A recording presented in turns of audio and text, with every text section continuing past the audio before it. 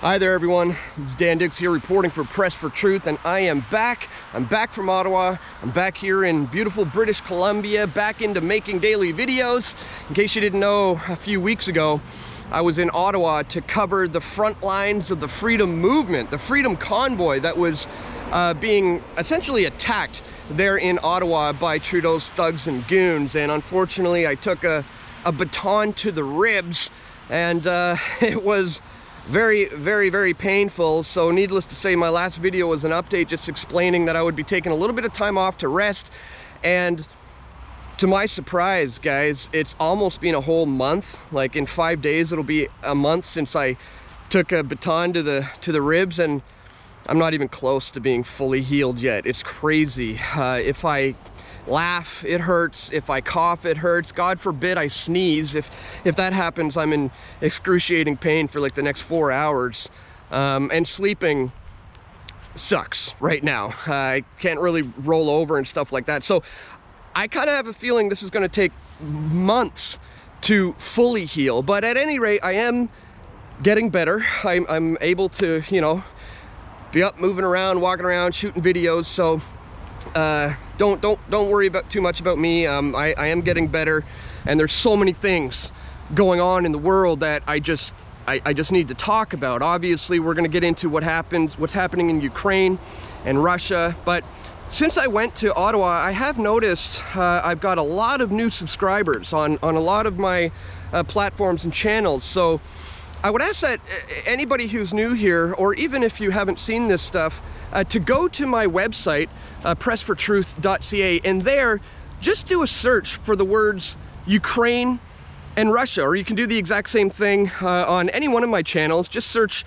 Ukraine and Russia and bone up on some of the videos I've done in the past about this. We have stuff like this: Canadian government strengthens sanctions against Russians due to, quote, aggression towards Ukraine. That was 5 years ago I put that one out. Or more recently, breaking: talk of a Russian false flag on Ukraine is actually a false flag on Russia. Or these: Russia mobilizing for war beyond the headlines. Or the truth about Russia and NATO. Or Israel, Trump, and the back door to Russian war. Again, this is from 4 years ago, and it just goes on and on. Canada attempts to stop Russian aggression, in quotes. U.S. troops enter Poland as a, quote, deterrent, end quote, against Russia. And again, it just goes on. The myth of Russian aggression, follow the money, the truth about Russia. I think you pretty much get the gist of it, guys. So I will be talking about current events and providing my commentary on current events. But in the meantime, before I do, I just ask that if anybody's new here, you bone up on some of my previous work on that topic, because today's video is all about the lifting of the mandates and the restrictions all across the board, essentially, here in Canada, despite the fact that places like China are seeing a current lockdown in one particular city of over 17 million people. So today, guys, we're going to take a look at this. Everybody except the federal government is declaring an end to the COVID-19 84 pandemic. The federal government is holding fast to virtually every restriction it has imposed during the pandemic.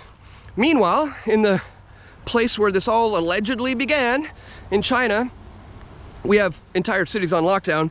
As we see here, Shanghai seals off street as city battles worst virus outbreak in 2 years.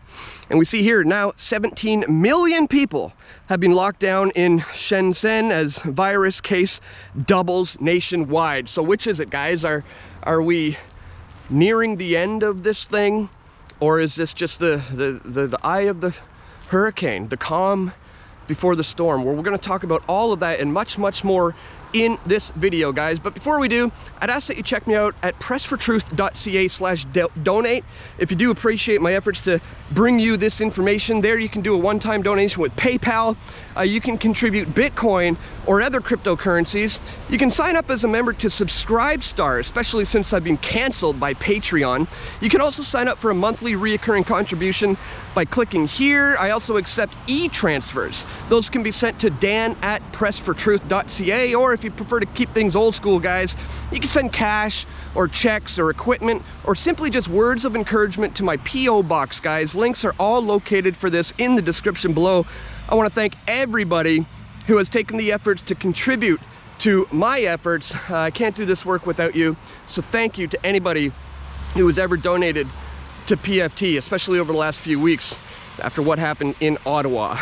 Once again, if you want to show your support, check the links in the description below. All right, guys, so as we said, you know, the mandates have been lifted. I put this out a couple days ago on Twitter. I said, as of today in British Columbia, it's incredibly easy to tell who's batshit crazy just by looking around.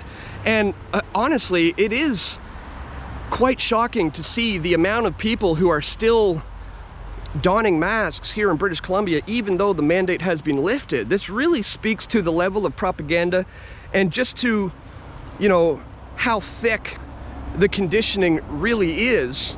But it also shows the just terrible leadership within government, because essentially what they have done in British Columbia, in Alberta, Ontario, pretty much all across the board, has said, yes, we're lifting the mandates, but if you, as a private business, want to continue to demand to see a vaccine passport or continue to demand that people wear masks, you have the right to do so. Now, don't get me wrong, I'm fully in favor of a free and open, fair market. I believe private businesses should be able to have the option to run their private businesses how they wish, but this is putting business owners in this situation of having to choose a side between a highly polarized issue where they may now be facing, do I want to deal with the crazy raging Karens, or do I want to deal with the so-called anti-vaxxers? See, this is just poor leadership within government, and it also speaks to the fact that this thing isn't about to end anytime soon. It seems to be just a light easing for the time being.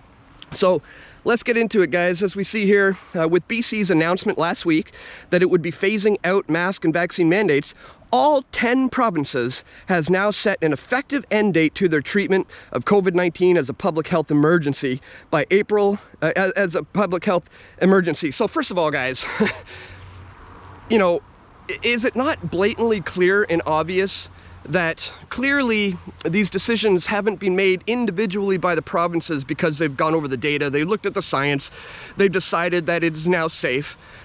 When all 10 provinces simultaneously across the board decide to do the same thing, this just means they simply got the memo. You know, it's not up to Horgan or Ford or any of these puppets to make these decisions. So yeah, that's where it's at. All 10 provinces get the memo at the same time, and we're expected to believe that this came about organically. It's absolutely nonsense. Let's continue. By April 27th, the date when Ontario's pandemic restrictions become the last to expire, masks, vaccine, and physical distancing mandates will effectively cease to exist in Canadian daily life. Except, according to Ottawa, even as each week yields the end of another provincial COVID mandate, the federal government is continuing to hold fast to virtually every restriction it has imposed over the course of the now 2-year pandemic. And that's because when you willingly and freely give up your freedoms and your liberties, the government is not going to be quick to just give those back to you, just to offer those back. It's going to be a fight, it's going to be a struggle, and they're not just going to give it to us, guys. Vaccine remains mandatory for any Canadians over the age of 12 looking to board an aircraft, even if it's a domestic flight. Transport Canada is also continuing to mandate masking aboard flights and in airports. Government employment remains barred to anyone who can't provide proof of COVID-19 vaccination, even to employees who are teleworking or working remotely, according to official guidelines. While the federal government dropped the requirement for vaccinated travelers to arrange a $150 PCR test in order to enter Canada, crossing the border still remains subject to a raft of pandemic restrictions. Vaccinated travelers must still arrange a supervised antigen test. Home rapid tests aren't allowed, and they may be randomly selected for another test at the border. Unvaccinated travelers, meanwhile, are still required to undergo mandatory 14-day quarantine, even if they provide a negative test result and aren't showing any symptoms. In all cases, federal officials have not announced any eventual end date to these restrictions, or even the metrics by which they would entertain such a thing. Of course they haven't, because there is no plan to lift the restrictions. There is no plan to end this thing whatsoever. You know, a lot of people right now are talking about a potential World War III being launched because of Russia and the situation in Ukraine, when I am of the belief that the Third World War has already been launched, and it's largely an information war. It's a highly stealthy war, very different from the first two, but you and I are in fact the target. Guys, if you haven't seen my video, I put it out a little while ago, why I think World War III has begun. Please check it out, guys. World War III has been launched, and the masses are clueless that they are the enemy. There is an agenda to form a one world government, and the powers that ought not be are currently doing everything in their power to ensure they achieve that goal. They've learned their lessons with the first two world wars and have since shifted strategies for a more stealthy approach. In this video, Dan Dixon, Press for Truth, explains why he believes that the world has been forced into a third world war, and most importantly, what you need to do to protect yourself and your family from the coming calamities. And as I said, this thing is not even close to being over. Just look at what's happening in China right now. If they can lock down 17 million citizens in one particular city, you don't think that's going to happen elsewhere? You know, it's interesting, the restrictions have been easing globally because there's been a global memo, essentially, and Canadians are some of the last ones to fall into this. But again, it's just, you know, people can only take so much. They're only going to put up with so much. But you better believe there's going to be a continued effort to clamp down on the rights and the freedom of movement for the Canadian people, and indeed people all over the world. So this thing is far from over. I hate to say it, I hate to sound, you know, like I'm pessimistic or defeatist, but I'm looking at reality.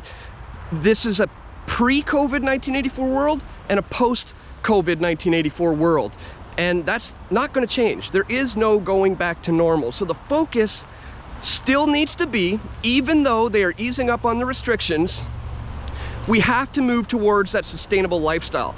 We have to move towards getting out of debt from the central bankers, from the oligarchy, the government, having no reliance on the government or the banks whatsoever, and even eventually getting to the point of having no reliance on the grocery stores. That should still be the focus moving forward, because just because these mandates and restrictions are temporarily eased right now, guys, as I've said time and time again, that doesn't necessarily mean things are not going to continue.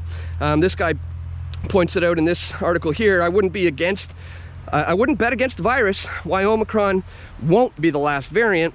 Even as many countries lift pandemic restrictions, virus hunters remain on high alert, warning that it's not a question of if another dangerous variant emerges, but when. The sheer number of infections worldwide, at least 450 million and counting, have given the virus ample opportunity to evolve. And there's a little bit of misinformation in there. The waters are constantly muddied because of the PCR tests.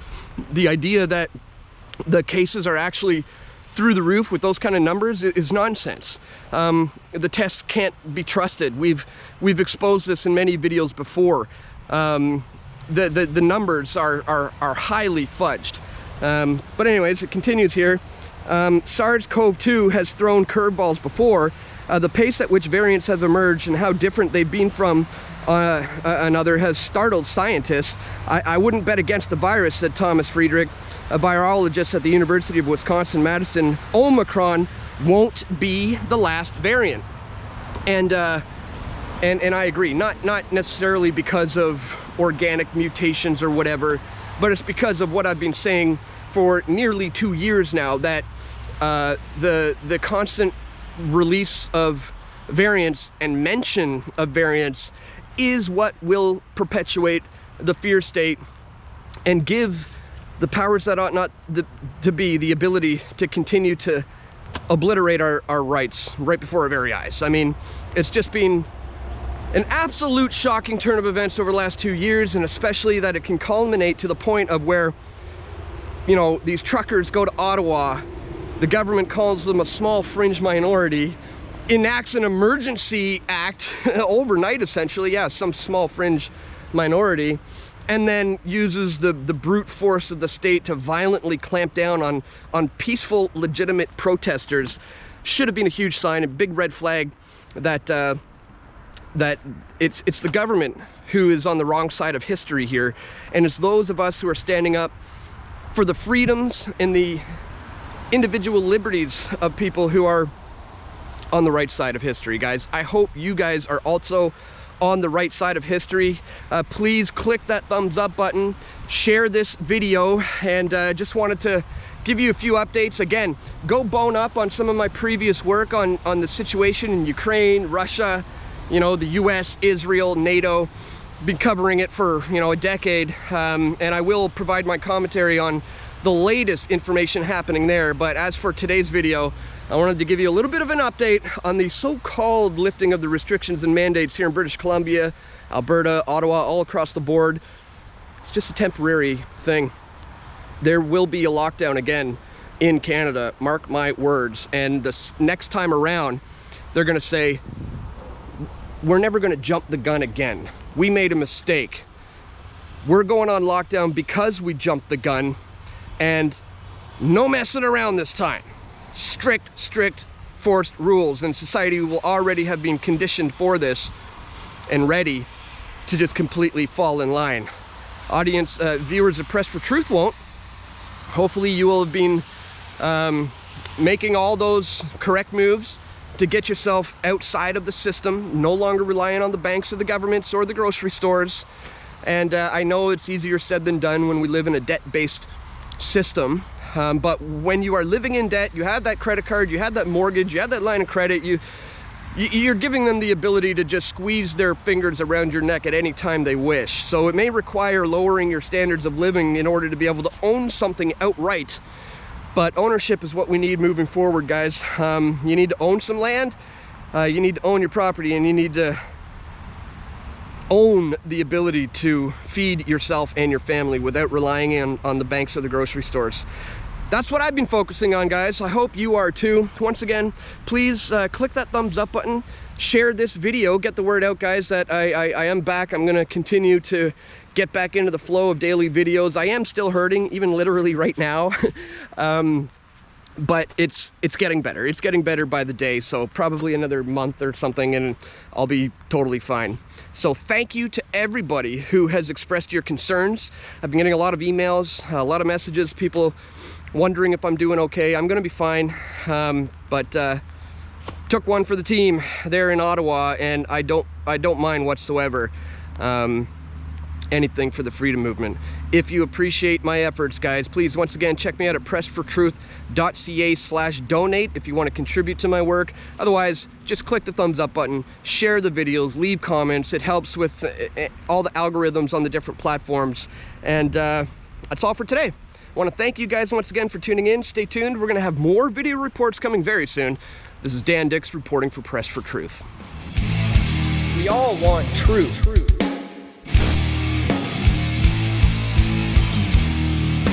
The truth will set you free.